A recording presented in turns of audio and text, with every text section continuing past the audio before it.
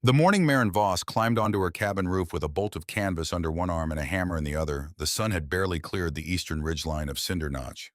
The light came in flat and pale the way it does in Montana in early June, when the air still carries the memory of frost in its lowest pockets.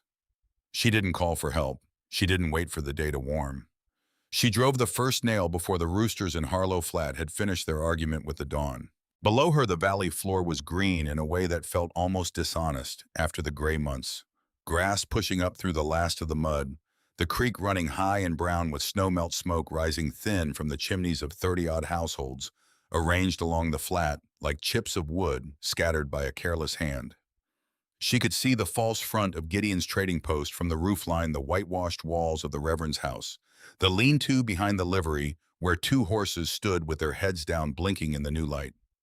She registered all of it the way a soldier registers terrain, not with affection, with measurement. She stretched the canvas tight between four anchor nails, checked the angle against the sun's trajectory, then drove four more nails along the lower edge to create a lip that would catch air and hold it. She'd learned the hard way that canvas laid flat, pressed moisture back into the fruit. You needed the current to move beneath it, the way a river needs a bed with some give. By the time she descended and began slicing the first of the season's apples at the outdoor table she'd built from planks and two sawhorses, the Gerhardt boys were already passing on the road below the ridge. She heard their voices before she saw them, loud the way young men are when they want to be heard, but don't want to seem like they're trying. There she goes again. A pause, then laughter. Building something up there every morning before breakfast. My mother says she's turned peculiar. Maren set the knife against the next apple and drew it through in one motion, wrist rotating to produce a slice that was even from stem to base. She had 12 pounds of apples to work through before the heat peaked and the sun waited for no one's opinion. That was the beginning of what Harlow Flat came to call, with varying degrees of affection and derision, her summer of strange industry. Through June, she strung fish on lengths of twine between the ponderosa pines at the north edge of her clearing. The trout and bass she pulled from the creek at first light. Each morning split and salted and hung to catch the dry mountain air. She built a solar box from salvaged glass panes and sheet tin angled south and used it to dry herbs and root vegetables without fire. She rendered fat in a cast iron kettle and poured it into small crocks sealed with cloth and twine. She bought salt from Walt Gideon in quantities that made him set down his ledger and look at her over his spectacles. Maren, Walt Gideon was a careful man who chose his words the way he chose inventory. Nothing wasted, nothing unnecessary. That's the third 20-pound sack this month. I'm aware of what I bought, Walt. Curing beef.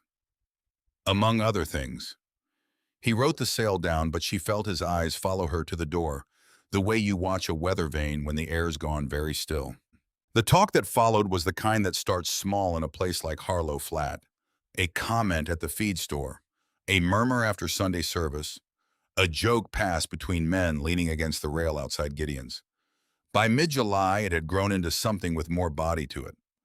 Hester Langford told her sister-in-law that the widow Voss had gone touched after losing her boys. Reverend Aldous Crane said in his gentle way that grief took people differently, that some turned inward, that the community ought to extend patience. Walt Gideon said nothing publicly, which in Harlow Flat was its own kind of statement. The men were less circumspect. Earl Dunmore, who ran cattle on the flatland south of town, told anyone who'd listen that a woman with too much time and too little sense was a dangerous combination.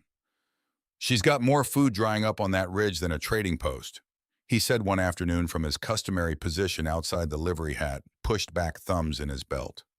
Somebody ought to tell her winter doesn't last 12 months. The women who'd known Maren before the winter of 1883, before the graves, were quieter about it. They remembered a different version of her. A woman who had run the quilting circle, who'd brought soup to sick households, who'd delivered Ida Marsh's youngest when the doctor was snowbound across the pass. That woman had been warm in the particular way of someone who gives without accounting for it. What stood on the ridge now looked like the same woman from a distance, but there was something in the set of her jaw, something in the way her eyes moved across a room, cataloging, measuring, never quite settling, that told you the resemblance was only partial. Maren Voss had buried Eric in February of 1883. She'd wrapped him in the blanket she'd woven the winter before the one with the blue border.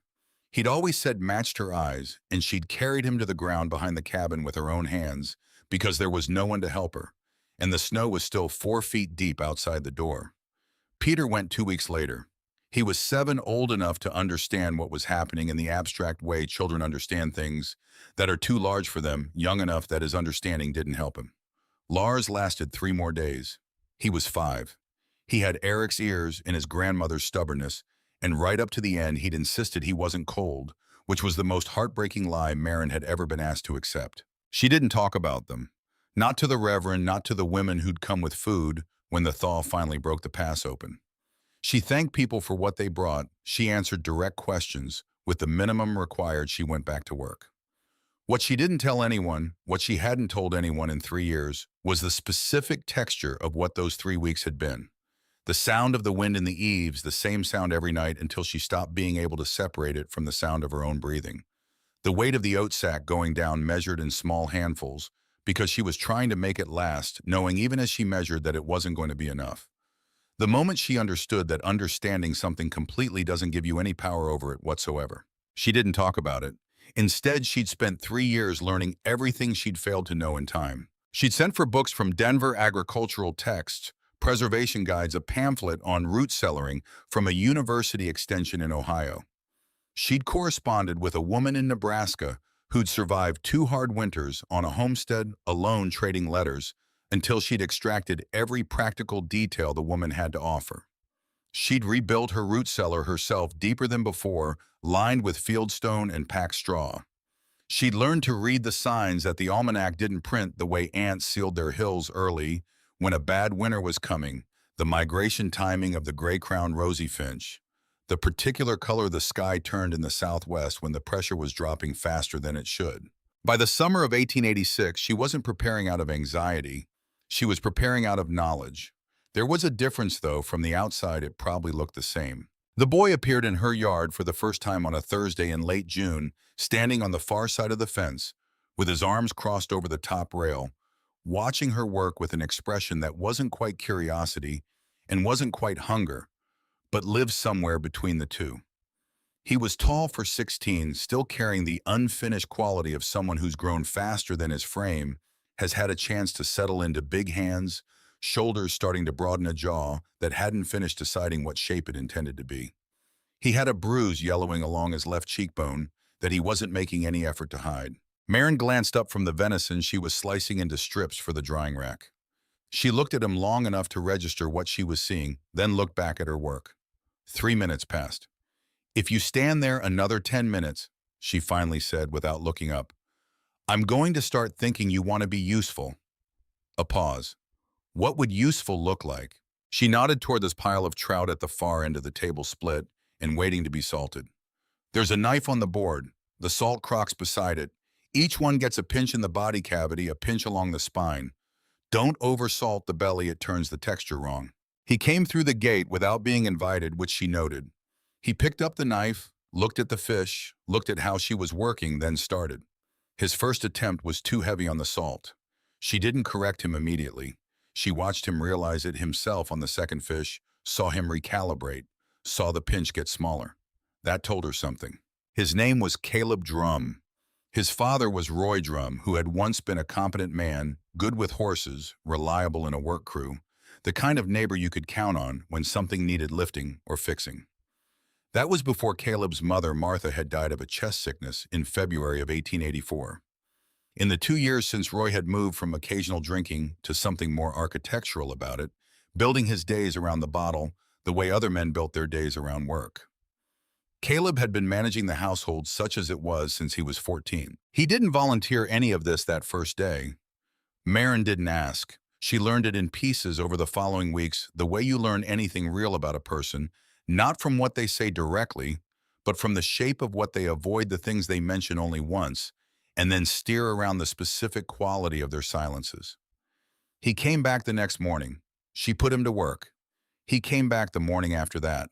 By the second week of July, Caleb Drum was arriving at the cabin before Maren was fully awake, starting the morning fire before she came out, checking the fish racks before she'd assessed them. She didn't comment on this development. She simply began leaving the gate unlatched. The work between them organized itself without much discussion. He was strong and had the physical intelligence of someone who'd been doing hard labor since childhood. He figured out the mechanics of a new task, quickly adjusted when something wasn't working. Didn't need to be told the same thing twice. Marin was precise in a way that came from having thought hard about every step of every process. Together they moved faster than either would have alone, and the yard began to take on a complexity that even Marin hadn't fully imagined when the summer started.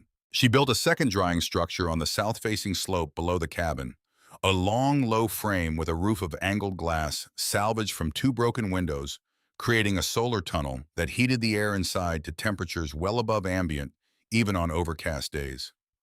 Caleb dug the drainage channels around it so rain wouldn't pool beneath the wooden base. She taught him to cure meat in salt brine before smoking, which kept it from going rank in the first few weeks of storage. He figured out on his own that if you hung the smoke strips with the cut end down, rather than across the fat rendered more evenly as it dried. She started noticing that he watched her the way she'd once watched the books she'd sent for from Denver, not passively, but converting what he saw into something he could use. It reminded her in a way she didn't examine too closely of the older of her two boys. Peter had that quality, the capacity for serious attention. She did not tell Caleb this. The day Reverend Crane came up the ridge was a Tuesday in mid-July, hot enough that the air above the drying racks shimmered slightly. He arrived on foot, hat in hand, moving with the careful dignity of a man who's come to do something uncomfortable and has decided to do it gracefully. He was not an unkind man, Aldous Crane. He had a long face, sympathetic eyes behind wire-rimmed glasses, and the voice of someone who had delivered both comfort and hard news so many times that the two had become indistinguishable in his register. Marin saw him coming up the trail and kept working. He sat in the chair she kept near the cabin door for visitors she couldn't turn away without causing more trouble than it was worth. She poured coffee without being asked. He accepted it with both hands. He spoke about the community's concern about how it troubled him to see a member of his congregation working herself to exhaustion, about how the Lord provided for those who trusted in him, about how isolation wasn't the answer to grief. He said all of this with genuine care, and Marin listened to all of it, and then she set her own coffee cup down on the table between them. 3 weeks, she said. That's how long we were sealed in during the winter of '83. 3 weeks with half a sack of oats and no meat and no wood to speak of. I prayed every one of those days, Reverend. I want you to know that. I prayed with everything I had. She paused. Praying was the only thing I had to do because I hadn't done anything else. I hadn't prepared. I had trusted that things would be provided, and I knelt in the cold next to my boys, and I prayed, and Lars was dead by Thursday. She picked up her coffee again. I have a great deal of respect for the Lord's will, but I have no intention of requiring a miracle when hard work in June would do the same job. The Reverend left shortly after. He was not angry she'd read him right in that respect. He was something closer to humbled, which was a different thing entirely, and harder in some ways to sit with. She never knew exactly what he said to the town after that visit. Whatever it was, the quality of the talk about her shifted slightly. The laughter became less certain at the edges, the jokes a degree shorter. Caleb had heard the exchange from behind the cabin where he'd been splitting kindling. He didn't bring it up until the end of the day, when they were both sitting on the porch steps in the low evening light, too tired for conversation, but not yet ready to call the day finished. Did you mean what you said to him? His voice was careful the way it got when he was asking something he wasn't sure he had the right to ask. Marin looked out across the ridge toward the mountains in the west, where the last of the sun was pulling the color out of the sky in long horizontal stripes. Every word. About praying. About all of it. Caleb was quiet for a moment. My mother prayed right up until the end. I used to sit next to her and listen. Marin didn't respond to this because there was nothing to say to it that wouldn't be inadequate. Instead, she stood, brushed the sawdust from her skirt, and went inside to check the evening fire. After a moment, she heard him get up and follow because there was still the morning wood to stack before dark. Silas Pruitt arrived in Harlow Flat on a Wednesday in the second week of August, which was unusual.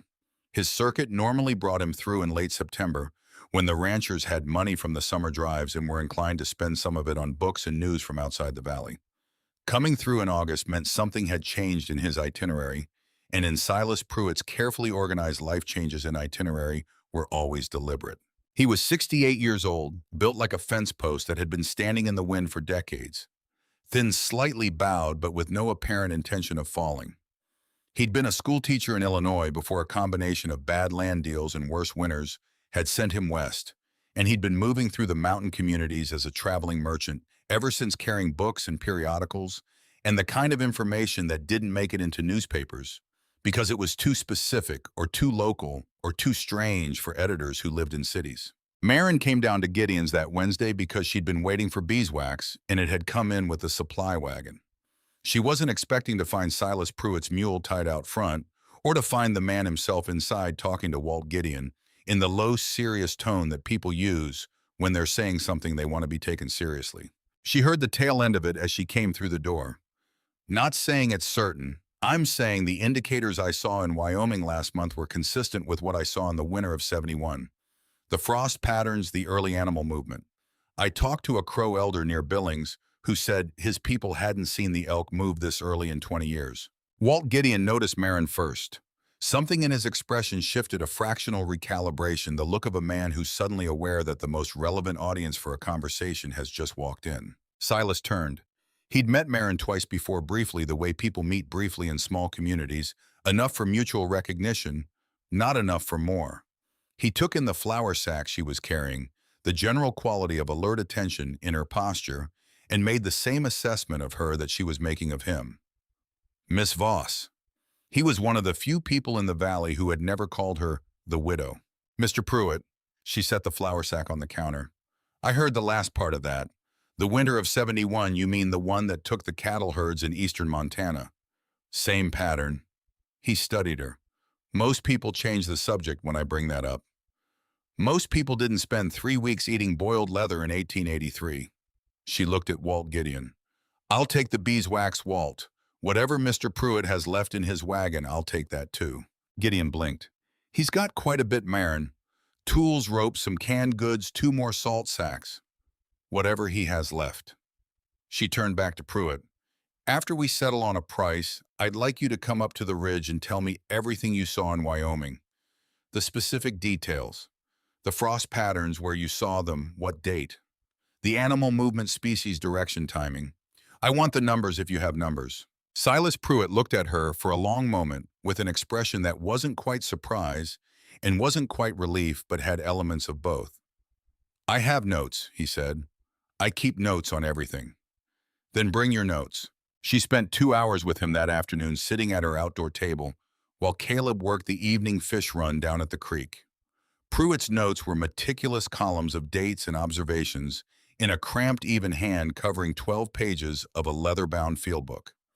He showed her the temperature readings he'd taken at night in Wyoming during the second week of July. Readings that should have been in the high 40s had been dropping into the mid-20s. He showed her observations of pronghorn moving east 2 weeks ahead of their normal pattern of bears feeding, with an urgency he described as compulsive rather than opportunistic. He showed her a sketch of frost crystals he'd found on a creek stone in Laramie County on the 12th of August, a date when frost crystals had no business being on anything in Wyoming. She read everything twice. She asked questions. She asked follow-up questions to the questions. Pruitt answered all of them, and somewhere in the middle of the third hour, his expression completed its transition from polite engagement to something that looked very much like the intellectual pleasure of being genuinely interrogated by someone who understood what they were asking about. When he stood to leave in the long evening light, he paused at the gate. "Most people I've talked to, they either don't believe it or they don't know what to do with it. I stopped bringing it up in most places." Marin was already back at the table, making her own notes on a sheet of paper. "How long do you think we have? If the pattern holds to '71, the real cold hits late October, early November at the outside." She wrote something down, then looked up. "The pass road, Sorrel Pass. In '71, when did it close?" Pruitt calculated. "The first slide came down in late September. Road was fully impassable by mid-October." She looked at her notes. Then she looked up at the ridge behind her cabin, at the drying racks catching the last of the afternoon light, at the rows of sealed crocks visible through the cabin window, at the carefully organized stacks of wood already lining the north wall. She measured what she had against what she now knew was coming, and the calculation was stark. She was not ready, not nearly ready enough. "Thank you," she said to Silas Pruitt, "for coming early, for keeping notes." He nodded, picked up his hat. You're the only person I've talked to all summer who didn't tell me I was being an old fool. She didn't watch him go. She was already calculating what else she needed and how many weeks she had left to get it. The next morning, she woke Caleb before dawn. He appeared in the cabin doorway, still pulling his shirt on, hair pushing up in three directions with the particular expression of someone who has been gotten up early enough that their face hasn't decided yet whether to be alarmed.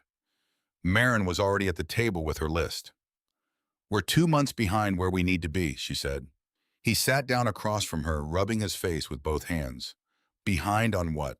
She pushed the paper across the table. He looked at it.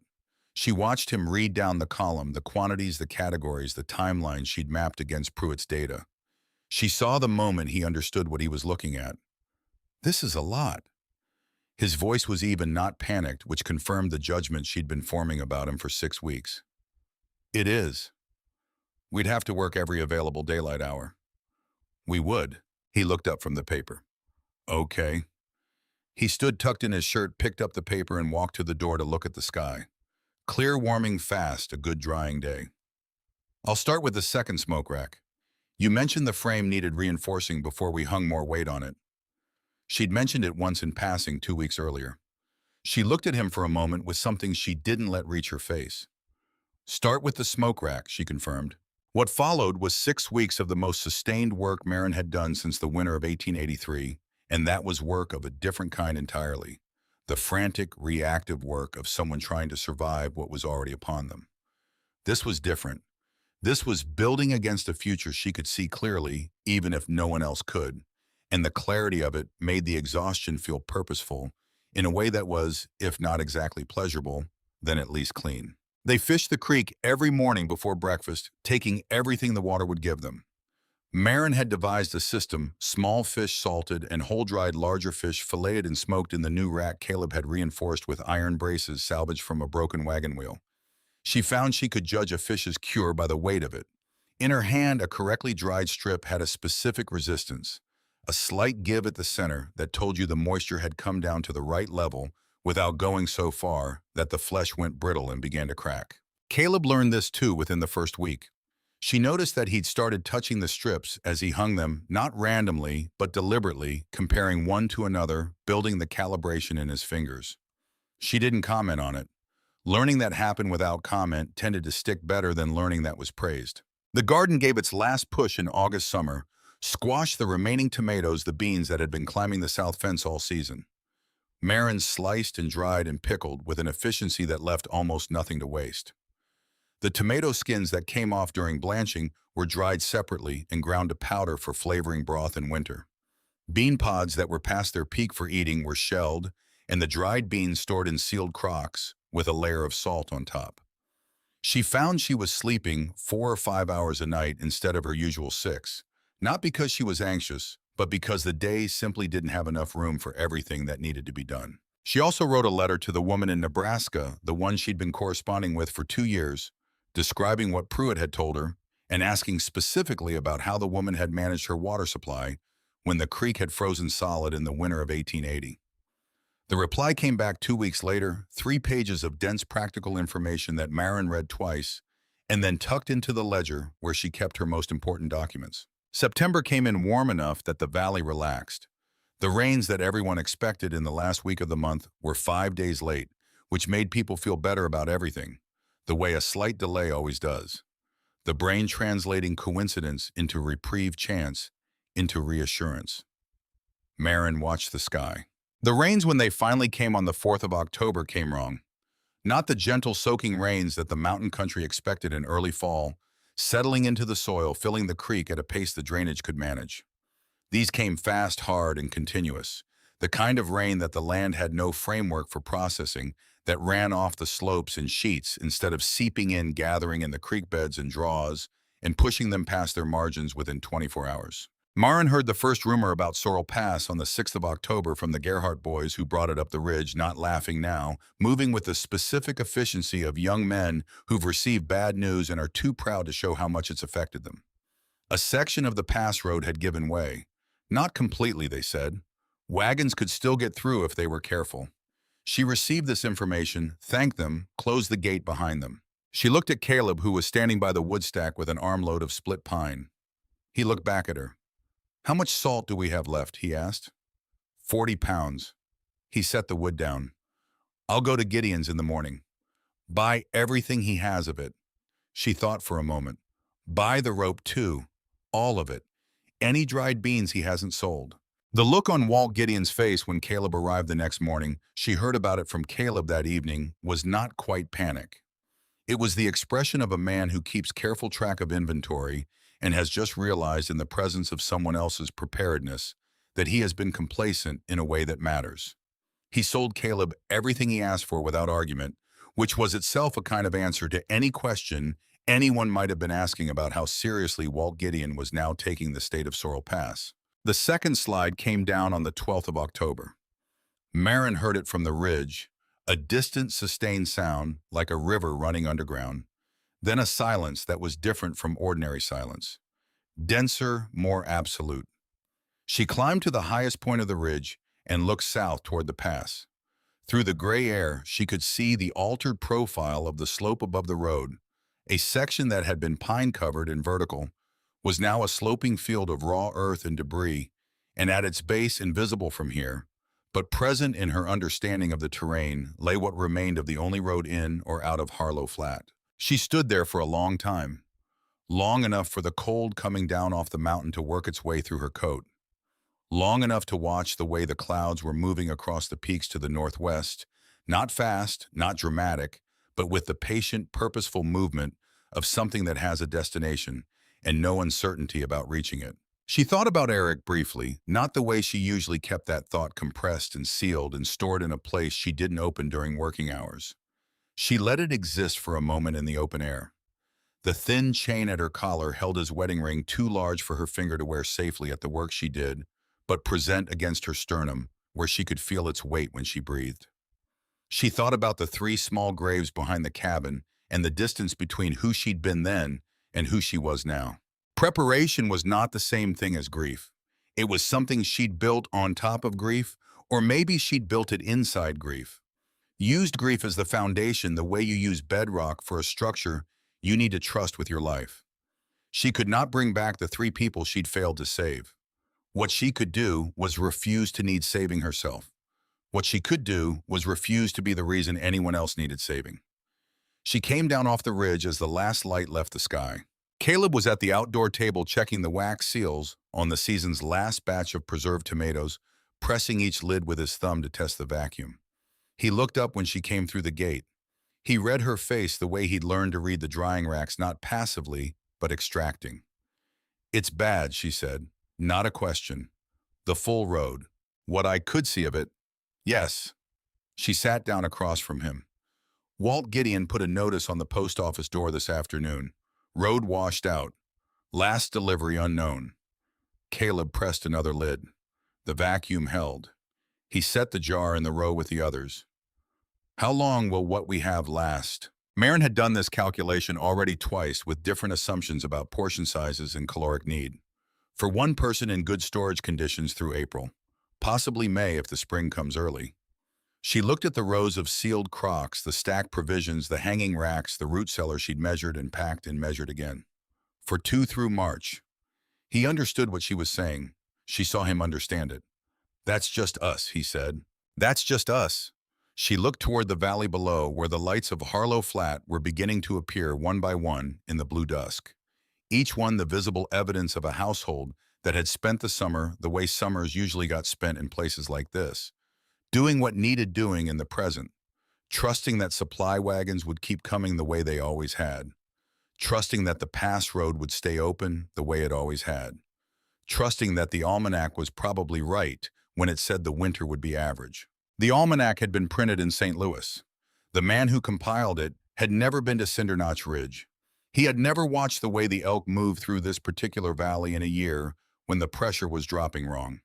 He had never talked to Silas Pruitt or to the Crow elder near Billings, or to a woman in Nebraska who'd spent the winter of 1880 eating bark broth and writing it all down so that someone somewhere might learn from it.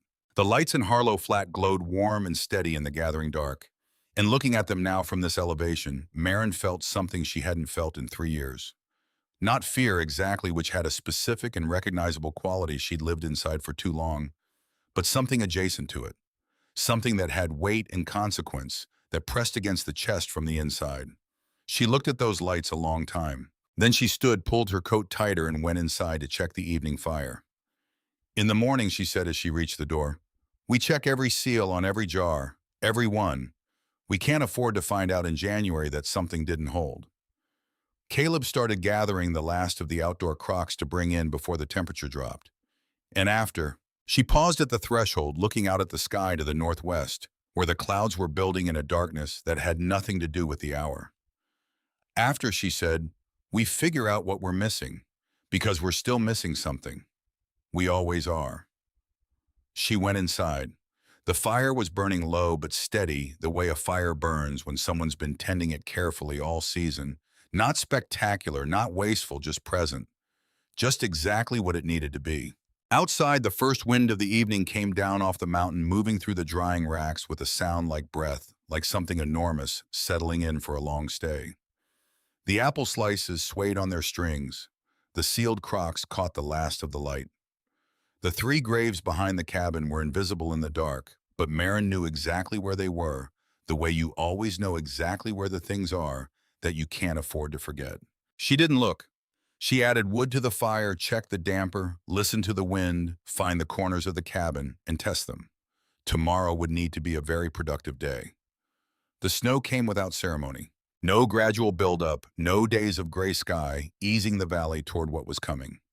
On the 3rd of November, Harlow Flat went to bed under a cold but ordinary sky, the kind that had been hanging over Montana for 2 weeks without committing to anything. By the time the first household stirred before dawn, on the fourth 5 feet of snow had reorganized the entire world. Fences had become suggestions. The road through town existed only as a slight depression between two white walls. The livery roof had partially collapsed under the weight, killing 2 horses before anyone knew it had happened. Marin was already awake when it came. She'd been awake most of the night, listening to the change in the wind that happened around 2 in the morning, a shift from the northwest to due north, the temperature dropping through the floor of whatever the thermometer had been measuring.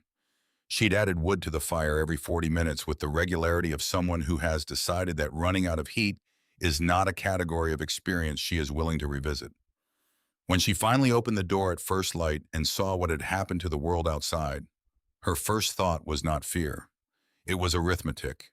She did the calculation in her head in the time it took her to exhale one breath in the cold air, watching it plume white against the white of everything else. Caleb appeared behind her, pulling suspenders over his shoulders, and looked out over her shoulder at the altered landscape. His voice was very quiet. "That's early." 3 weeks early. She stepped back inside, picked up her notebook from the shelf, opened it to the page where she'd written Pruitt's timeline. She looked at the date she'd circled in October, then at the calendar on the wall. She closed the notebook. Start with the woodpile. Check how much is accessible under the snow. Then check the smoke racks if any of the frames shifted under that weight. I need to know before we load them again. He was already putting on his coat. The news from town came up the ridge in pieces over the following 2 days, carried by anyone willing to make the climb. 2 infants in separate households had not survived the first night their families had been burning furniture by midnight, when the wood ran out the drafty construction of their cabins, no match for what the temperature had become. A fire started by the Aldrich family, who'd been heating stones on a cook stove, in a way the stove wasn't built for, had taken their cabin, and both people inside it, before anyone close enough to help could get through the snow in time. Reverend Crane organized what remained of his congregation into a recovery effort, but the recovery was largely the work of bearing witness, because there wasn't much left to recover. What filtered up to Marin's Ridge was the shift in the quality of sound from below. Harlow Flat had always had a specific auditory texture. The ordinary percussion of a working community hammer strikes hoarse sounds, voices carrying across the flat in the particular way voices carry in mountain air. What replaced it in those first days of November was a silence that wasn't peaceful. It was the silence of people conserving, holding still, measuring what they had against how long they'd need it to last, arriving at numbers they didn't like. The first knock on Marin's door came on the 7th of November, shortly after noon. She was expecting it. Not the specific person, but the fact of it. She'd been watching the trail up the ridge from the cabin window on a rotation she didn't fully acknowledge to herself, checking it at intervals, the way you check a wound. Not because you want bad news, but because knowing is always better than not knowing. Caleb answered the door. She heard him inhale sharply before she saw why. Roy Drum stood on the porch in a coat that wasn't adequate for the temperature. She could see that from across the room, the way it hung on him, the wrong weight for what the air outside had become. His face was the particular gray of a man who's been cold for longer than the body adjusts to easily. He was alone, which meant Caleb was not with him, which meant Caleb had been here, and Roy had come up the ridge knowing that.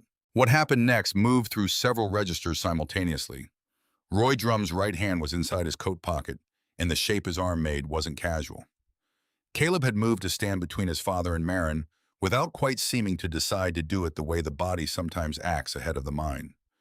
Roy's eyes went from his son to the woman behind him, then back to his son, with an expression Marin had seen on men before, the specific brittle pride of someone who has run out of most things, including options, and is down to posture. Caleb's voice when he spoke had the levelness of someone much older.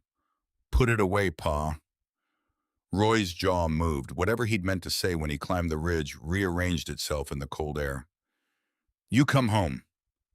"I am home." The steadiness in Caleb didn't waver. "You put that away and you come inside, or you turn around. Those are the choices." The moment held. Marin remained where she was, her hands visible at her sides, her weight balanced forward, not threatening but present in the way that a load-bearing wall is present. Roy Drum looked at his son for a long time, the kind of looking that holds years of failure in it, the accumulated weight of a man who watched himself become someone he hadn't planned to be. Something in his face moved like ice shifting on a river when the temperature finally tips. His hand came out of his pocket empty. His shoulders went down. When he stepped through the door, he was crying silently the way men who haven't cried in a long time do it, without any of the mechanics of crying, just the tears. Caleb put one hand briefly on his father's shoulder, then moved away to give him the dignity of not being watched. Marin set a cup of broth on the table. "Sit down," she said. "There's a condition. One condition, non-negotiable. You don't drink here. Not a drop, not once, not for any reason. If you agree to that, you stay and you work." She waited. "If you don't agree to it, I'll give you enough to get back down the ridge safely, and that's the end of it." Roy Drum looked at the broth. He looked at his son's back. "I agree," he said, the words worn down to their simplest shape. She took him at his word because the alternative, not taking anyone at their word, made a kind of arithmetic that didn't add up to anything she wanted to build. 3 days after Roy arrived, 3 families came up the ridge together as if there were safety in the number. The Langfords, the Marshes, the Aldriches, who'd lost their cabin to the fire, 8 people total, 4 of them children. They came without gifts, without weapons, without performance. They came with hollow faces and children who'd stopped making the noise children usually make, which was its own kind of emergency signal. Marin stood at the gate and looked at them. She knew all of them. She knew which of the men had laughed at the Gerhardt boys' jokes about her summer work. She knew which of the women had murmured to each other at church about grief taking people peculiarly. She held none of this against them now, not because she'd forgotten it, but because holding it served no function she cared about. She was not in the business of being right. She was in the business of staying alive, and aliveness, she had learned, was not a solo enterprise when the temperature dropped far enough for long enough.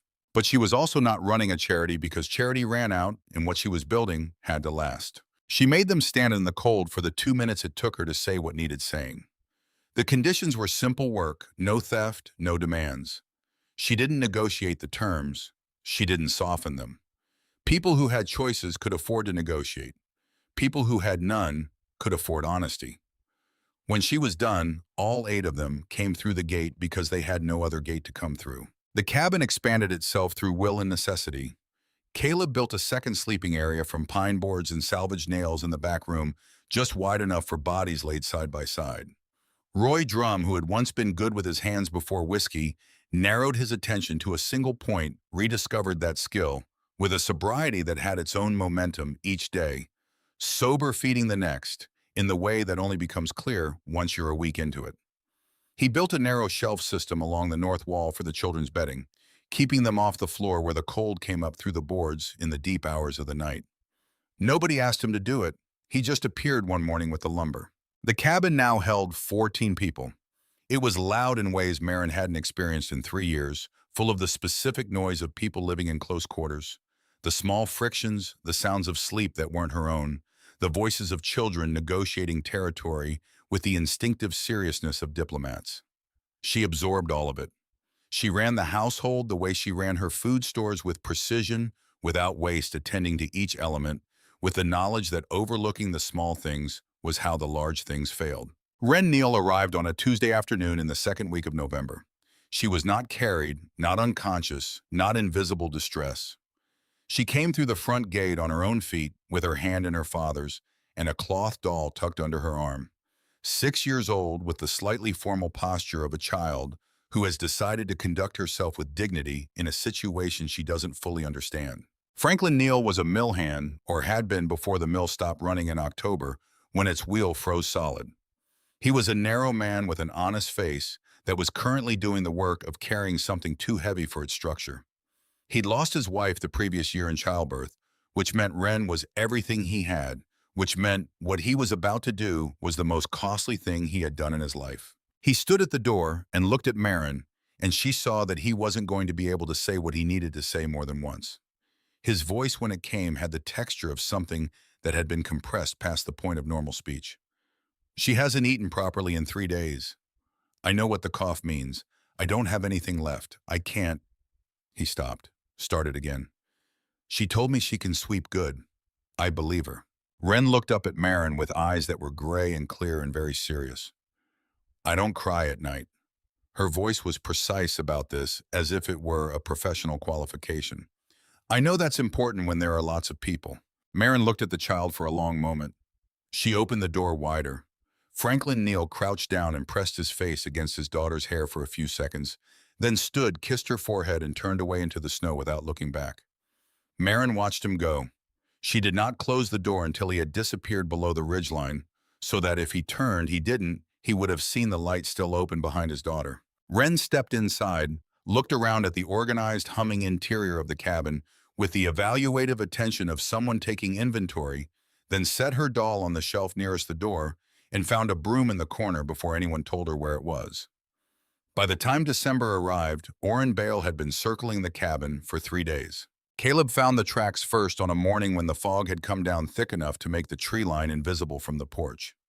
4 sets of prints moving in a wide arc around the cabin's perimeter, not approaching the door, not retreating entirely, the pattern of people conducting surveillance or of people working up to something. Caleb didn't say anything to the children. He came inside, pulled Marin aside, showed her the sketch he'd made on a scrap of paper, the track pattern, the estimated boot size, the depth of the impression indicating body weight. She looked at the sketch. She looked at Caleb. "I know whose those are," she said. She'd known Orrin Bale for years, the way you know people in small communities well enough to understand his outline, the shape of what he was capable of. He was a man whose competence had always been physical, which had served him well when the valley was flush, and became something else entirely when it wasn't. She'd heard through the fractured information network that still functioned in Harlow Flat that Bale had lost his winter stores to a burst pipe and hadn't had the architecture of preparation to rebuild them. That night she didn't sleep. She sat near the cabin's small front window with the lamp turned down and waited. Caleb sat across from her. They didn't talk. The children slept. Roy Drum's breathing from the back room was steady, and even the sound of a man who hadn't slept this well or this sober in 2 years. Bale came out of the dark at the edge of the clearing just after what Marin judged to be 2 a.m. 3 figures resolving out of the black between the trees with the specific hesitation of men who've made a decision in the warmth but are now executing it in the cold, and the cold is making them reconsider. She was out the door before they'd crossed half the clearing, her rifle easy on her shoulder, her breath coming out white in the dark. She stopped at the porch edge and let them come to her because making them cover ground put the psychological weight where she wanted it. Bale stopped 10 feet out. He was a large man, thick through the chest, but the cold had worked on him, and so had hunger, and the combination had reduced him in ways that were visible even in the dark. The 2 men with him stopped when he stopped, which told her they were following his lead, which told her if his lead faltered, they'd falter with it. His voice had the forced lightness of someone performing a confidence he wasn't feeling. "Heard you've got half a trading post up here, Marin. Heard you're feeding those kids like it's Sunday dinner. They work. Her voice was level as a shelf. We ain't here to work. His weight shifted. We're past that kind of evening. Then you're past eating here. She didn't raise the rifle. She didn't need to. Its presence on her shoulder was a complete sentence. Turn around, Oren. Take your men back down the ridge. This doesn't have to be something you don't come back from. The pause that followed had texture in it. She could feel the calculation happening, the weighing of options against odds, the cold working on resolve the way cold always does. Then the door behind her opened just a crack, and Ren Neal's small face appeared in the gap, 6 years old, holding her broom upright, with both hands entirely composed, as if she'd simply come outside to assess what needed sweeping. The effect on Bale was something Marin couldn't have engineered deliberately. The sight of a child that small, that unbothered in the doorway of a cabin where there was warmth, did something to the geography of the confrontation that couldn't be argued with. The calculation that had been happening behind Bale's eyes completed itself and came out on a different side than the one he'd started on. He spat in the snow, turned, and walked back toward the trees. The two men went with him. The dark took them. Marin stood on the porch until the trees gave nothing back, then turned around. Ren looked up at her without any particular triumph in her expression. I heard a noise, Ren said simply, and went back inside. Caleb was standing just inside the door with a hatchet he'd picked up at some point during the preceding minutes. He looked at Marin. She looked at the hatchet. He set it down. Tomorrow, she said, we reinforce the gate. The fog came down in the second week of January and didn't lift for 4 days. It was a different kind of cold than what had come before. Not the sharp cold of moving air and hard frost, but something dense still that wrapped around the cabin and pressed against the windows from outside, muffling every sound until voices carried only as far as the next person. The creek below the ridge, which had been speaking in a low, frozen murmur since December, went fully silent. Even the trees stopped moving, as if they'd decided that movement cost more than they had left to spend. On the second day of the fog, Caleb saw the shape. He was checking the near woodpile when it appeared at the tree line, a form that resolved slowly out of the white into something human, moving with the loose, interrupted gait of a body that was operating on reserve. It was small, which was the first thing he registered, small enough that his mind sorted it into the child category before the details confirmed it. The boy was maybe 8, barefoot, despite everything wrapped in burlap sacking, with a length of rope around his waist as a belt. His eyelashes were white with ice crystals. He made it to within 20 feet of the porch before his legs stopped cooperating. Caleb caught him before he reached the ground. They stripped the burlap off him inside, got dry wool around him, began the careful work of bringing someone back from the threshold, not too fast. Never too fast, because the body in that state doesn't respond well to shock in either direction. Marin fed him broth with a spoon in small increments, while his color moved from the wrong shades towards something that suggested his body still had interest in continuing. It took 2 hours. When he finally opened his eyes with something in them beyond blank endurance, he looked at the ceiling for a moment, then at Marin, then said with the flat factual tone of someone reporting on weather, "The roof fell in. My brother and my ma were under it." The cabin was very quiet. Marin kept her voice even. "What's your name, Eli?" He seemed to consider whether there was more. "Eli Calder." She looked at Caleb over the boy's head. He held her gaze for a moment, then stood and went to put on his coat. She didn't stop him. He took the sled from behind the cabin and went down the ridge into the fog, and he was gone for 2 hours, and when he came back empty-handed in the way that confirmed what the boy had already told him, and he stood by the door for a minute before he came inside and didn't speak about it to anyone. Owen Marsh was 9 years old, the son of the Marsh couple who'd come up the ridge in November. He was a quiet child, serious in the manner of children who've learned that serious behavior draws less unwanted attention than expressive behavior. He'd been useful in the cabin through December, in small ways keeping Eli Calder company in the evenings, carrying wood bundles that were almost too heavy for him, without complaint taking directions from Caleb, with the earnest precision of someone who understood that directions existed for reasons. In the third week of January, Caleb took Owen and another boy, 12-year-old Jeb Langford, to check the traps he'd set in the timber on the east side of the ridge. It was a clear morning, the fog finally gone, the temperature risen to something that still required every layer you owned, but no longer punished you for moving through it. The trap line was less than a mile from the cabin along a route Caleb had walked a dozen times. The shot came from the trees on the north side of the trail. One shot. Caleb felt the air of it. Owen Marsh was on his left, slightly behind, and then Owen was on the ground, and Caleb was kneeling over him, his hands trying to find the location of the damage, while his mind ran the calculations you run when you're 17, and someone has just made a decision with a trigger that you now have to live inside. He got Owen back to the cabin. It took 40 minutes that felt like something longer than time normally contains. He did not let himself think because thinking would have required acknowledging what his hands were already telling him, and he needed his hands to keep working. Owen Marsh died in Caleb's arms 20 minutes after they came through the door. He was 9 years old. The cabin absorbed this the way a structure absorbs stress. The load distributed, each person finding their own way to carry a portion of it, none of it evenly divided. None of it made lighter by the distribution. Owen's parents made sounds for a period that were not words. The other children were very still. Wren sat in the corner with her doll and said nothing for several hours, the longest Maren had ever known her to be quiet. Maren sat through that night without sleeping, the rifle across her thighs. The fire built up past its usual evening level because she needed light as well as heat. Needed to see the room clearly, needed the visible evidence of everyone still breathing. She didn't cry. Not because she had no grief, she had a grief that sat on her chest like fieldstone, specific in its weight, but because crying would have required her to be somewhere other than where she was, and where she was had to be enough. It was Wren who came into her past midnight, stepping around the sleeping bodies with the careful navigation of someone much older. She sat beside Maren without asking, pulled her doll to her chest, looked at the fire. After a while, in her practical, direct way, "What do we do now?" Maren looked at the fire. The flames were doing what flames do, consuming, converting, giving off heat as a byproduct of their own disappearance. She thought about what she was made of and what it had cost to build it. "We remember him," she said. "We stay."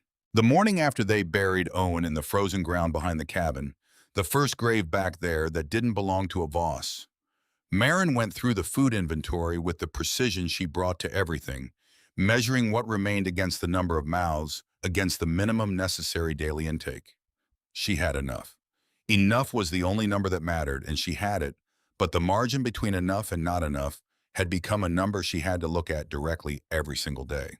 What happened with Dex Holt was harder than Bale because it was harder in a different way. Holt arrived alone on a morning in late January when the temperature had come up slightly enough that the cold was merely brutal rather than lethal. He'd been before the autumn the wealthiest man in Harlow Flat, 2,000 acres on the valley floor, a herd that had made him comfortable, a large house with glass windows on all four sides. He'd also been the loudest. She could still recall the specific quality of his laughter from the road below the ridge in July, when word had spread about how much salt she was buying. He stood at her gate now in a coat that had once been fine, and was now several things at once, weathered too large for the frame wearing it, an accurate record of what the last 3 months had cost him. His hands were in his pockets. He had nothing to offer, no child to deliver, no labor history to present as credential. He was simply a man who had reached the end of what his own preparation could sustain, which was earlier than most because he had prepared less than most, and what he'd spent before the 1st of December on the assumption that the supply wagons would come. He didn't ask to come in. He stood at the gate and looked at her with the specific dignity of a man who has decided that whatever pride he has left will go toward not begging. Maren stood on her side of the gate. Inside the cabin, 14 people were beginning the morning's work, and she was aware of every one of them, aware of the food she'd counted that morning, aware of where the numbers landed. She had no strategic reason to let him in. He was not a child. He was not someone with nowhere else to go. He was the man who had laughed loudest, who had had the most, who had prepared the least because comfort had convinced him that preparation was for people who didn't have his resources. She was under no obligation to him. She could give him enough to make the ridge descent safely and close the gate. She stood there in the cold and looked at him, and she did not look at the man he'd been. She looked at the man in front of her, thin, upright, silent, asking nothing with his mouth. "You know how to split wood?" Her voice gave nothing. Something crossed his face that wasn't quite hope because it was too careful for hope. "Not well. You'll learn." She unlatched the gate. "One condition, same as everyone. You work, you don't steal, you don't demand. You break any part of that, you go back down. The split wood is behind the north wall. Caleb will show you the weight. Dex Holt walked through the gate. He didn't thank her. She didn't want him to. Thanks would have required her to receive something from him, which would have created a relationship she had no interest in navigating. What she'd offered wasn't forgiveness. It was a transaction the same as she'd offered everyone else. And she held to the symmetry of that because the day she started making exceptions based on what people deserved was the day the whole system bent out of true. He split wood that afternoon with the concentration of someone learning to read for the first time, slow, effortful, occasionally wrong in ways that cost him splinters. He didn't complain. His hands were bleeding by midday. He wrapped them in cloth strips from the rag bin and continued. Roy Drum showed him the correct stance for the axe without being asked to. Neither of them mentioned that they'd been neighbors for 15 years and hadn't spoken much before this. By the end of January, Marin's stores had come down from abundance to sufficiency to something she could only describe to herself as careful precision. She did the daily count the way a surgeon counts instruments, not from anxiety, but from the knowledge that precision was the only thing standing between the number of people in her cabin and a different kind of morning than the one they were currently capable of having. She stretched the broth by boiling bones twice. She taught the children to shave dried beet into stew in slivers too thin to be bitter, which added both color and nutrient and made the stew look more substantial than it was, which mattered in a way that was partly practical. People ate better when their eyes confirmed there was something to eat. She began the work of teaching them to preserve in winter using the south porch and angled mirrors she'd salvaged from a broken vanity heating stones in the fire all morning, and using them in wooden boxes with stitched glass lids to dry the scarce scraps they could accumulate. "We plan now," she told them one evening, her voice carrying through the cabin to everyone awake enough to hear it so we don't die later. None of the children laughed. None of them had laughed in a way that cost anything, since Owen Marsh and what had replaced it wasn't grief exactly, but a seriousness that sat on even the youngest faces like weather. Wren Neal at 6 had the eyes of someone who had revised her understanding of what the world contained and was in the process of deciding what to do with the revised version. In early February, Roy Drum disappeared before dawn. Caleb found the empty spot beside the wood stove where Roy had been sleeping, found the coat gone from the hook, found the door unlatched. He came to Marin with the expression of someone managing a fear they aren't going to let run loose. She looked at the door at the dark outside at the temperature the morning was offering. There was nothing to do but wait. Roy Drum came back 4 hours later with a deer across his shoulders, a doe thin from winter, foraging, but substantial, carrying more protein than anything Marin had in the cabin at that moment. He also had 2 old traps he dug out of the ruins of Gideon's trading post, which had been partially collapsed by snow since December. He set the deer down at the cabin door and looked at his son. Caleb looked back. He crossed the distance between them and put his hand on his father's arm briefly. Not an embrace exactly, but the acknowledgement of something. Roy Drum's face did something complicated and settled. No one made a speech about it. They dressed the deer that afternoon, and the smell of fresh meat in the cabin produced a quality of silence from the children that was different from the silences of grief or cold. It was anticipatory biological. The body's response to what it recognized as rescue, and it was the most hopeful sound Marin had heard in 3 months. Outside, somewhere below the ridge in the white and frozen stillness of a valley waiting to be released, something was coming. She could feel it the way she'd always been able to feel the weather. Not mystically, not through any gift, but through attention, through the accumulated practice of watching everything closely enough that patterns became legible before they became obvious. But between now and whatever was coming, there was still February to get through, then March. There were still 18 people in a 2-room cabin. There were still the footprints she'd noticed circling the perimeter 3 nights ago, 4 sets unfamiliar with the particular pattern of weight distribution that told her they were carrying nothing. Not families, not fathers with daughters. Something that had been patient was running out of patience. She banked the fire for the night, checked the door, counted the heads in the sleeping room by the rise of breath visible in the cold air. 18. All there. She went to her chair by the window and sat down in the dark, with her rifle across her knees, watching the tree line, watching the snow, watching the particular quality of shadow that gathered at the edge of the clearing where the light from the cabin's banked fire didn't quite reach. She had not survived 3 years of silence on this ridge to lose anyone to carelessness now. The night was very long. She sat in it, patient as everything she'd built, and she watched. The letter from Eric was written on the back of a land survey form, dated November 1882, 14 months before he died. Marin had found it folded inside his boot after the thaw, where he'd apparently tucked it for safekeeping. During some task she couldn't reconstruct, preserved by the cold, the ink still clear. It listed in his careful, deliberate hand the quantities of food he believed a family of four needed to survive a Montana winter comfortably. Flour, salt, pork, dried beans, oats, lard. Numbers beside each one. A man planning ahead in the measured way of someone who expected to be alive to execute the plan. She'd kept it for 3 years in the ledger between the land deed and the territorial letter. She took it out sometimes, not often, not ritually, but in the moments when she needed to look at his handwriting rather than at the numbers themselves. His sevens had a particular hook at the top. She'd forgotten that until the first time she unfolded the paper. On the morning of the 3rd of February, she sat alone before the rest of the cabin, woke the fire low, the paper open on the table in front of her. She wasn't reading it. She was simply keeping it company in the dark, the way you sit with something that can't speak but carries weight.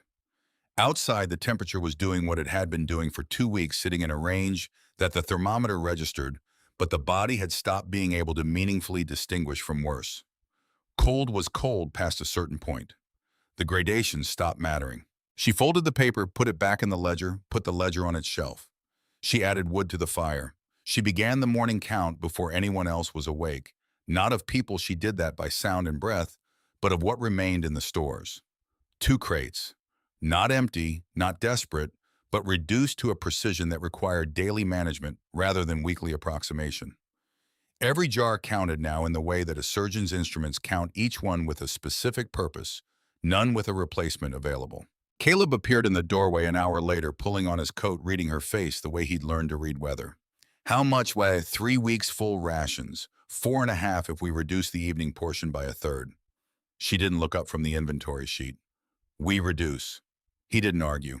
He went to start the outdoor fire for the morning broth. The 4 sets of footprints that had circled the cabin 3 nights running were gone by the 4th morning, replaced by nothing.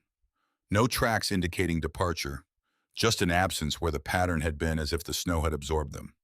This was not reassuring. In Marin's experience, people who stopped being visible didn't stop being present. They simply changed what they were doing. The man appeared at the edge of the clearing on the 7th of February, just past dawn, resolving out of the gray light between the pines with the slow deliberateness of someone who wants to be seen approaching rather than discovered close. He was alone. He carried nothing in his hands, which she verified before she moved, watching from the cabin window. For the full 30 seconds, it took him to cross half the distance to the clearing center before he stopped. He was not a man she recognized. Lean, weathered past, easy, aging, a scar that ran from the corner of his jaw toward his ear in the way that scars run when they've had years to settle into the skin. He stood in the open with his hands away from his body, not raised, not performative, just visible, and he called toward the cabin in a voice that carried the particular flatness of someone who has rehearsed what they're going to say and stripped it of everything except the necessary. Widow Crane. He used the wrong name, the name that had drifted up from Harlow Flat through some chain of telling and mishearing. I'm not here to fight. Marin came out with the rifle on her shoulder. She stopped at the porch edge. The distance between them was 30 feet, enough for conversation, not enough for surprise. He reached into his coat with 2 fingers slowly, the economy of movement that means you understand the situation clearly. He drew out a bundle of cloth and held it up with both hands. It was a child. Newborn or close to it, the bundle moving with the specific tremor of something alive, barely wrapped in what had once been a flannel shirt. The man held it at arm's length and slightly elevated, the way you hold an object you're offering, not a thing you're claiming. His voice didn't break, but it compressed the way a voice does when grief is being managed through deliberate control. Her mother died holding her outside Granger's barn 2 nights ago, froze with her arms around her. I found them in the morning. He paused. I'm not a good man. I won't tell you I am. But this child is not responsible for what I am. He set the bundle in the snow. He took 3 steps backward. He waited. 30 feet between them. The child visible in the snow, moving, the man's hands still away from his body. Marin looked at the scar on his jaw, at the quality of his eyes, not calculating, not watching for her guard to drop, but carrying the particular exhaustion of someone who has already done the hardest thing they were going to do today, which was come here. She crossed the distance. She picked up the bundle. The child inside it was cold in a way that required immediate action, not contemplation, and she turned back toward the cabin without another word to the man. At the door, she paused, not looking back. There's a lean-to on the north side. Wood in it. You can get warm before you go back. When she looked out the window an hour later, the lean-to was empty. He'd taken nothing. She never saw him again. She didn't know his name or the child's or the mother's. Some things in that winter arrived without documentation and had to be held that way as facts without context, as weight without origin. The child was a girl. Wren named her within the first 20 minutes with the decisive authority she'd been exercising since the day she arrived. The name was Hazel because Wren explained of the color her eyes might be when they were done deciding. Marin didn't argue with this. Hazel was the 19th person in the cabin. She was also the most demanding per pound in ways that reorganized certain portions of the daily routine. Marin had raised 2 boys past infancy. The mechanics were not unfamiliar, though nothing in this particular winter was unexacting. The stores were now 19 mouths measured against what remained in 2 crates, and Marin did the calculation each evening with the same attention she'd given it every evening for 3 months, and the number continued to be enough, and enough continued to be the only number that mattered. Silas Pruitt arrived on the 16th of February. He came up the ridge on his knees. In the literal sense, his left leg had stopped functioning correctly somewhere below the knee, the result of a frostbite episode in December that had been managed but not resolved, and on the final slope of the ridge, the leg gave out entirely. Caleb found him 20 yards short of the gate, kneeling in the snow trying to stand with the methodical persistence of someone who hasn't yet decided to stop. He'd been in Harlow Flat through all of it. He'd survived in the basement of the schoolhouse after the building above him had become too cold for habitation, burning books for heat with the systematic practicality of a man working through a ranked list. He confirmed what she'd heard Dickens first, then the novels generally, then the histories, then the reference volumes in order of replaceability. He'd kept one thing, not the agricultural text she might have predicted, not a survival manual. He set it on her table that evening, a field notebook, his own bound in leather that had darkened with handling. He'd been keeping it since June. Every temperature reading he'd taken at night during his circuit through Wyoming, Colorado, the Montana passes. Every observation of animal behavior, every conversation with anyone who'd been watching the same things he'd been watching. Dates, locations, species, directions. 12 pages of data that constituted in aggregate the most accurate prediction of this winter's severity that anyone in the territory had produced. His hands shook slightly as he opened it, not from cold anymore, but from something else. The specific tremor of a man saying something that needed saying and had needed saying for a long time. I showed this to 4 people last summer, everyone I thought would listen. The storekeeper in Laramie, the territorial agent at the Billings Depot, 2 ranchers who had the resources to act on it. He looked at the pages. Not one of them asked a follow-up question. Marin looked at the notebook. She thought about Pruitt coming through Harlow Flat in August, about the conversation she'd had with him at the trading post, about buying everything in his wagon, while Walt Gideon watched with the expression of a man revising an estimate. She thought about what would have happened if he'd come through in June instead of August, what the valley might look like now. "You kept the notebook," she said. His voice was dry, careful. "I thought someone might eventually want it." She looked at him for a moment, then at the notebook, then back at him. "When your leg is better, you're going to write everything in this out in a form that children can be taught from. Every observation, every indicator, every date. You're going to make it a curriculum." Pruitt looked at her with the expression of a man who hadn't been given an assignment in 30 years, but found unexpectedly that he'd been waiting for one. He closed the notebook. "That will take some months." "We have months." She pushed back from the table. "You'll start when your leg lets you sit at a desk without it being punishment." March came in with a thaw that wasn't a thaw, a week of temperatures above freezing during the daylight hours that turned the snow to slush on south-facing slopes, raised everyone's spirits by a proportion. The actual change in conditions didn't warrant then, retreated by the second week back into temperatures that froze the surface slush into a crust hard enough to walk on, which was simultaneously useful for travel and deceptive about what lay underneath. Dex Holt's hands had fully calloused by March. The man who'd arrived in January unable to swing an axe without bleeding through the backstroke was now the cabin's primary wood splitter. Not through any natural gift, but through the specific transformation that repetitive hard labor produces in a body that isn't accustomed to it. The painful reconfiguration from soft to capable, the slow replacement of what had been soft with something that held. He didn't talk about it. He didn't talk much at all, which was perhaps the most dramatic change from the man who'd talked loudest in the valley. What he did instead was work with the sustained, undecorated focus of someone making a payment they understand will never fully settle the debt. Wren noticed him one afternoon standing at Owen Marsh's grave behind the cabin, the small grave with the twig cross near Marin's 3 stones. She didn't ask Holt what he was doing there. She stood beside him for a minute, then said with the direct, factual quality that was her most consistent characteristic, "He liked the way snow looks on pine branches. He told me that." Holt nodded. He crouched down in front of the grave marker without speaking, took his belt knife and carved a simple pattern into the wood at the base, a pine branch with snow settling on it, rough but legible. He stood, put the knife away, walked back to the woodpile. Wren watched him go and didn't tell anyone what she'd seen. Some things she'd learned were between the person who did them in the sky. The decision that cost Marin most came on a morning in late March, when one of the 4 circling shadows from February materialized at the gate in daylight alone. This time no theater, just a man standing outside a closed gate in cold that had become simply cold rather than lethal, which was its own form of progress. His name turned out to be Ira Hess. She knew his name because she'd known his brother who'd worked the Langford Ranch before everything changed. Ira had the quality of his brother's face at a different angle, hardened by what the winter had done to him. He didn't ask to come in. He stood at the gate and told her what he knew. The other 2 men from the group that had circled her cabin were dead.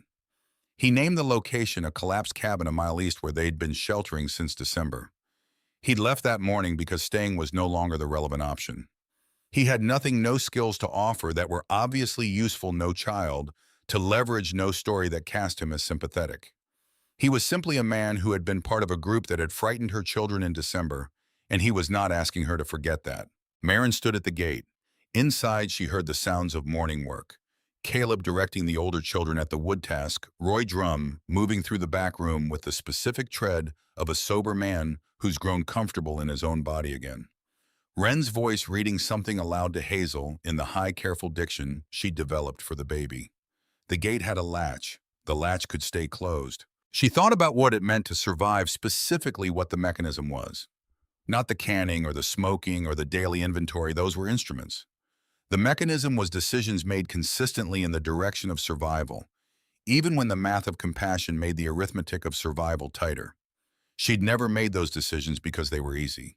She'd made them because the alternative, a calculus of worthiness, of who deserved the gate opening, would have bent the whole structure out of true. You either believed that people could be more than what they'd been, or you were building something too small to outlast the winter. She opened the gate. "You know how to dress a deer." Ira Hess looked at her with an expression that contained too many things to catalog. "Yes. There's a doe Roy brought in yesterday. It needs finishing. You'll work with him in the afternoon." She stepped aside. "Same conditions as everyone. You break them, you go back to whatever's left at that cabin. You understand?" He came through the gate. He didn't thank her, which she respected. He went to find Roy Drum, and the 2 of them spent the afternoon at the deer, in a silence that had the quality of men who understand they've each been given something they didn't earn, working beside each other in the acknowledgement of that. The sound came on the 1st of April in the afternoon, while 3 of the children were outside, taking advantage of the strengthening sun. It came from south and below, distant metallic, the kind of sound that travels differently from animal sounds or wind sounds, because it has intention in it. Wren heard it first. She stopped mid-step, head tilted, the specific posture of pure attention, then turned toward the cabin door and said with the economy of someone making a report, "Bell." It was not a church bell. It was smaller, more irregular, the bell on a mule's harness or on a sled rigged for distance travel. The sound that reaches a valley after 4 months of silence from the outside world. 2 men came into view at the far edge of the flat below the ridge, moving slowly, dragging a sled. Their clothing was destroyed in the specific way of people who've been moving through hard country for days, without adequate shelter, not dramatically tattered, but worn down to the functional minimum, every extra thing sacrificed to weight and warmth. One of them had his left arm in a rope sling. The other moved with the hitching gait of someone missing toes, but not willing to account for it. Behind them, at what felt like geological distance, but was actually 20 minutes of watching, the second group appeared. Then the third. By the time Caleb came up behind Marin to look over her shoulder from the porch, there were 6 sleds visible below each one, pulled by figures moving with the grinding efficiency of people who are almost done. The supply train from the territorial depot had come down an alternate route, a longer, rougher track through the Bitterroot Range that the territorial office had known existed, but had never used because it was brutal in good weather and theoretically impossible in winter. Apparently, they'd revised the definition of theoretical. The first 2 men reached the base of the ridge, stopped, looked up. One of them shielded his eyes. His voice carried up through the sharp April air with the clarity of all sounds after long silence. "Harlow Flat, anyone alive up here?"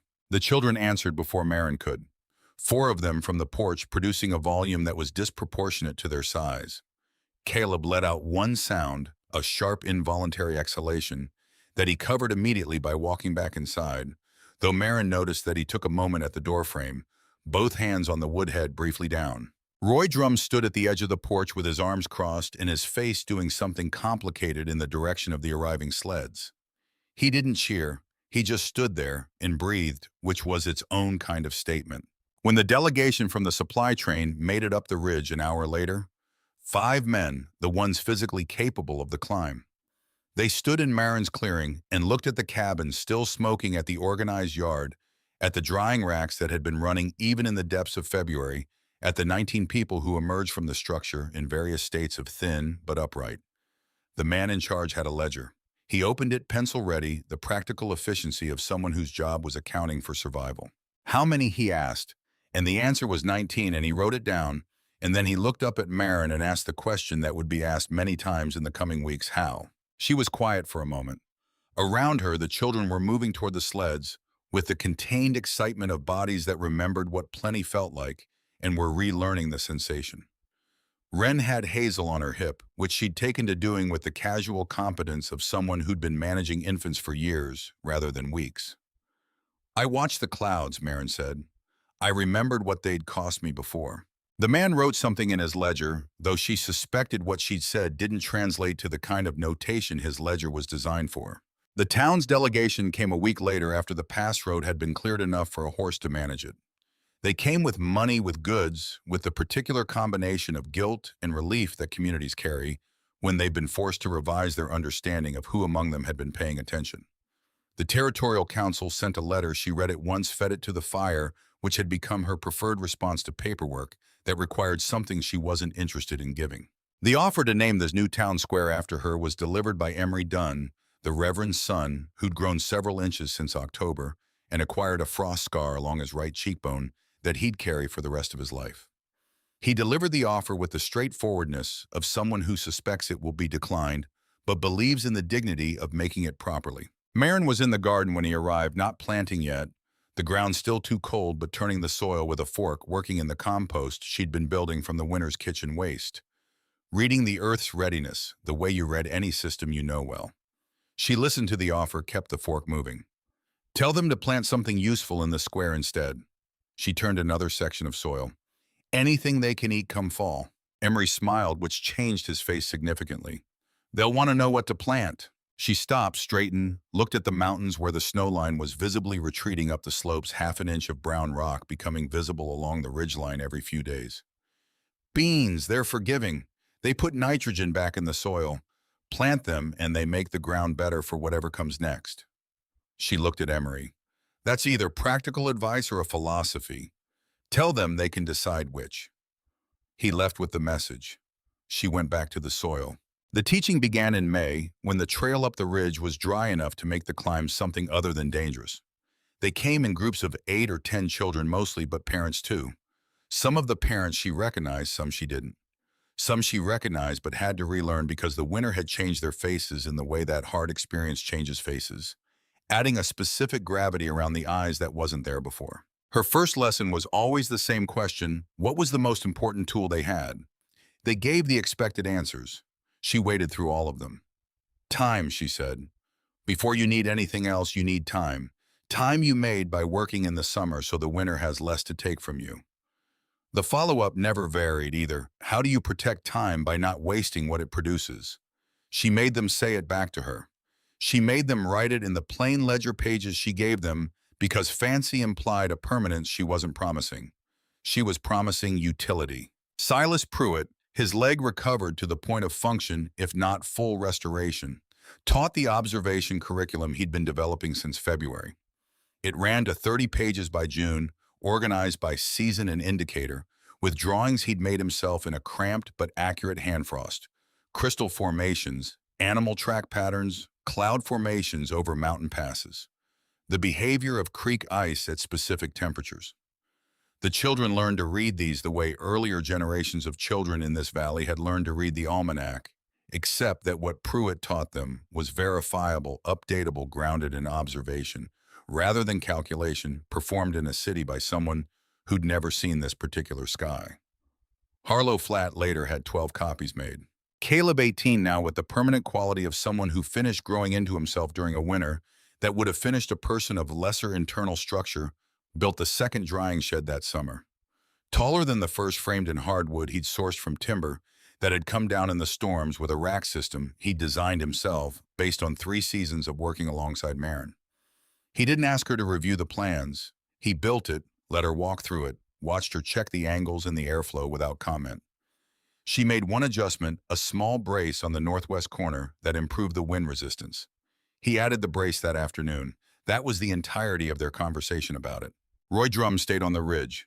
He'd been offered his old place in Harlow Flat. Such as it was, the house had survived structurally, though someone had taken the door and 2 windows during December, which in the context of that December was not a crime anyone was in a position to prosecute. He looked at the offer, looked at the ridge, told Caleb he thought he'd stay a while longer. Caleb said that was fine. Neither of them elaborated on what fine meant, or how long a while was, or whether the offer was temporary cover for something that had already become permanent. Some decisions make themselves and only require acknowledgement. Dex Holt went back down to Harlow Flat in April. He had land to assess, a herd to rebuild from the few cattle that had survived, a house with glass windows that needed everything the winter had taken from it put back. He came back up the ridge in June to help with the second drying shed, spending 3 days on the framing without being asked. On the last day before he descended, he stood at Owen Marsh's grave for a few minutes. The carved pine branch was still there on the marker, more weathered now. He touched it once with 2 fingers, then went down the ridge. Marin watched him go from the garden and didn't try to name what she was looking at. She went back to the beans. By August, Cinder Notch Ridge had become a community in the way that unplanned communities become communities, not by declaration, but by the accumulation of shared practice, shared memory, shared understanding of what had been survived. 3 cabins now, plus the root cellar built into the south slope, plus the communal smokehouse that Caleb had laid out and Roy Drum had helped raise. A kitchen garden that 5 households tended collectively, with a rotation system for the heavier work that had been modified by the people using it in ways Marin hadn't anticipated, which she took as evidence that it was working. The drying racks were more extensive that summer than they'd been the summer before. Not because anything had been formally decided about this, but because people who had spent a winter understanding precisely what those racks meant had no uncertainty about their value. Everyone dried everything. The children dried things that probably didn't need drying from a strict survival standpoint. It had become a practice, a reflex, the physical language of a community that had learned to read time differently. When the 2nd November came, it arrived quietly. No dramatic entry, no single night of transformation. Just the temperature dropping in the way temperatures drop when a long cold season is beginning, incremental patient, the mountain taking back what it always takes back. The passes closed. The supply road became theoretical again for the months when theory was the best anyone could offer. No one panicked. No one ran out of wood in the first week. No infants died in the night from cold that crept through inadequate walls. Smoke rose from every chimney on the ridge, steady and unhurried, the visible evidence of people who had thought about this specific morning while the sun was still warm. In the 3rd week of November, Marin walked down to Harlow Flat for the first time since the previous autumn. She went alone in the early morning before the day's work had properly begun. She walked through a town that was different from the one she'd known, smaller in population. Larger in a quality she didn't have a precise word for, something like sobriety, in the non-alcoholic sense, the particular gravity of people who've revised their assumptions about what the world owes them. Walt Gideon came out of the trading post when she passed. He had a jar of sugar in his hand, the gesture of a man who's been waiting for the opportunity to make it, who's rehearsed the exact amount of casualness to project. He held it out on the house Marin. She looked at the jar. She looked at Walt. She smiled, not the careful economy of expression version she'd been operating with for 3 years, but something more direct, something that acknowledged him in the jar and the specific character of what he was trying to do. She didn't take the jar. She patted his arm once the briefest contact enough to complete the circuit, then kept walking. He stood on the porch of Gideon's trading post and watched her go, and he didn't look like a man who'd been declined. He looked like a man who'd received something. In January, the Valley held a gathering at the new schoolhouse. Not a dance, not a sermon, not a political meeting. Just everyone who remained in Harlow Flat seated in a circle around the wood stove, passing broth in tin cups, tearing flatbread that June Hollowell had baked from the winter flower stores. They read names, 37 of them, the ones who hadn't made it through the year. After each name, a child came forward to place a stone in a wooden bowl. Owen Marsh was read first, and Wren placed his stone herself with both hands, carefully the way you place something you intend the world to remember. When the reading was done, the bowl came to Marin. She held it for a moment, the weight of it, the accumulated mass of 37 decisions that the winter had made for 37 people who'd run out of options at various points between November and March. She stood, walked to the stove, poured the stones into the fire. The flames moved around them, then over them, hissing and popping with the specific sound of cold objects warming. The room was silent for a long time. No one moved to fill the silence. It existed for its own reasons, that silence holding the density of what can't be said more effectively than words could. On the walk back up the ridge that night, Wren moved beside Marin through the cold dark with Hazel bundled against her chest, the baby's breath making small clouds in the lantern light. After a while, Wren spoke in the conversational tone she used for observations that mattered. "I told Emery Dunn what the dry house means. He asked if it was because of all the food you dried." Marin walked. "What did you tell him?" Wren considered this with the deliberateness she brought to all questions that deserved it. "I told him it's because you dried your tears too." She looked up at Marin. "Was that right?"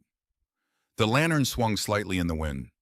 Above them, the ridge was a dark shape against a sky crowded with stars, the specific, brutal clarity of a Montana winter sky when the cold has pressed every particle of moisture out of the air and left nothing between the earth and the stars but distance. Marin didn't answer right away. She looked at the stars, then at the trail ahead, then at the small woman beside her, carrying a baby she'd named without permission and kept without question. "Come on," she finally said. "It's a long walk back." Caleb was waiting at the top with the porch light burning. He held the gate open and counted them in the old reflex, the one that had become so habitual, he probably didn't know he was doing it anymore. Inside, the fire was doing what it had been doing since November of last year, burning steadily with the patient consistency of something tended by people who understood what its absence meant.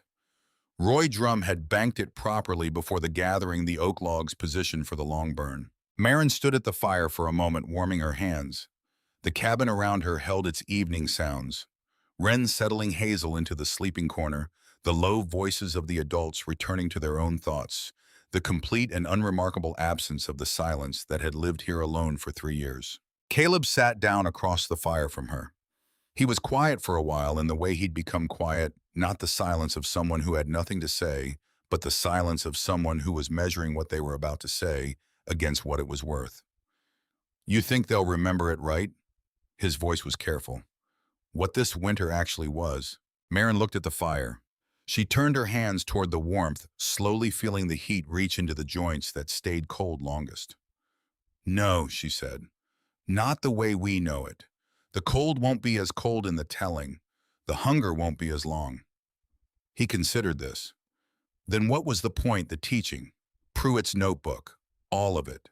She was quiet for a moment.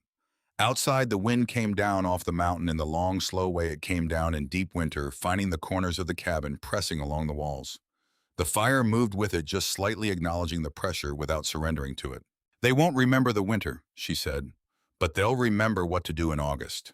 Their hands will remember before their minds do the way, to hold a knife against a fish, the angle of a drying rack, the amount of salt."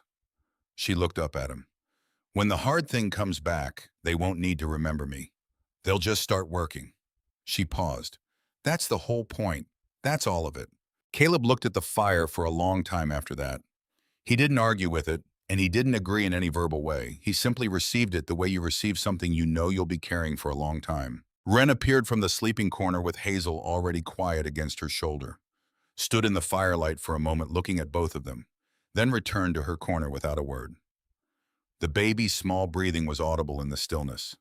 Outside, the snow continued to fall on Cinder Notch Ridge, covering the drying racks, covering the graves, covering the garden beds, where beans would push through in 4 months' time. It covered the new smokehouse and the root cellar and the trail that connected this place to the valley below. Marin added wood to the fire. The oak caught slowly the way good wood does not in a rush, but with intention building towards something that would last. She checked the damper, listened to the snow find the roof, and settled there patient, as everything the winter asked of the people beneath it. The ring at her collar was warm from her skin. She touched it once briefly through the cloth, the small circle of Eric's sevens and Eric's plans, and Eric's belief that a man who prepared carefully enough would be there to see what he'd prepared for. She had spent 3 years becoming something he hadn't had time to become. She had spent 3 years learning that preparation was not a hedge against loss. It was the only honest answer to it, the only thing you could build that the cold couldn't take. She took her hand away from the collar. She looked at the fire, at the faces of the sleeping children arranged around its warmth, at Caleb, keeping his quiet watch at the organized walls of a cabin that had held 19 people through the hardest winter in the territory's memory and had not broken. The fire burned. It burned through the night as it had burned every night since November of 1886, tended by hands that understood what tending meant. Not the grand gesture, not the single heroic act, but the repeated, unglamorous essential work of adding the next piece of wood before the last one turned to ash. At midnight, Marin added wood. At 3, she added wood. At 5, when the first gray light began to show at the window's edge, and the birds in the pines began their tentative consultation with the morning, she added wood. The fire did not go out.